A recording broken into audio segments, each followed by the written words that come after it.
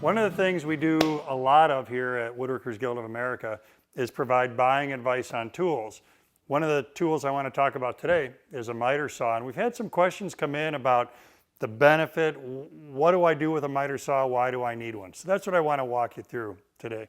So miter saw can get its name from the fact that we can use it to cut miters. So we might miter picture frames, we might miter frames that are going on other items.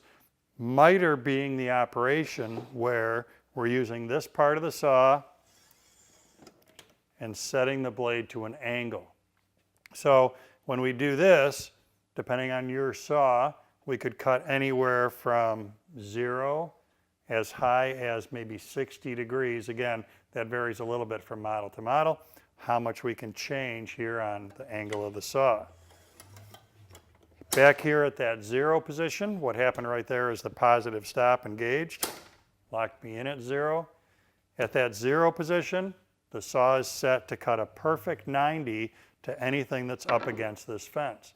So this is probably, for me, one of my most common applications of a miter saw is squaring an end to make sure it's perfectly perpendicular to an edge.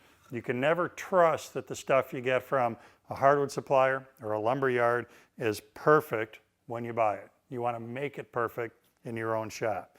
So when I make this cut, that's one of the things that's going to happen for me. Really important aspect to remember while we're looking at this configuration is that miter saws are all about cross-cutting, not about ripping.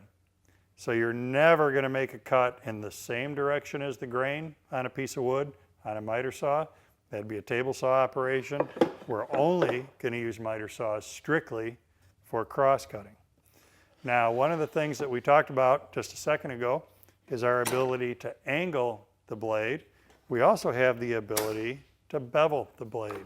And this will change a little bit from saw to saw as far as how you make that happen. But in this case, what we're looking at is a saw that would be considered a compound miter saw. What that means is we can angle the blade and we can bevel the blade. That gives us a compound cut. Not every saw will do that, but when you need to make those cuts, it's sure handy if you have one that is capable of that. Now when we bring it back to 0 on the bevel and 0 on the angle, let's talk about the style of saw that we have here. If you have a saw that simply goes straight down toward the bed like this, you have a miter saw, what some people would refer to as a chop saw. If we have a saw that slides out on tracks, then enters the work and makes a cut, you have a sliding miter saw. Benefit to the sliding miter saws is increased capacity. If we have a saw that simply comes straight down, in broad brush strokes there, we have a crosscut capacity of somewhere around 6, maybe 8 inches, but somewhere around 6 inches is probably about as big as you'll be able to crosscut. When we have a saw that slides and cuts, somewhere around 12, even as much as 13 inches could be your crosscut capacity. One thing that's nice about that, kitchen cabinet uppers, typically 11.5 inches deep. We could cut those case components here for our cross-cutting on the miter saw if it's a slider. So to be real precise with the particular saw we're looking at here, we have a sliding compound miter saw. Very heavily used for cross-cutting parts perfectly square on an end.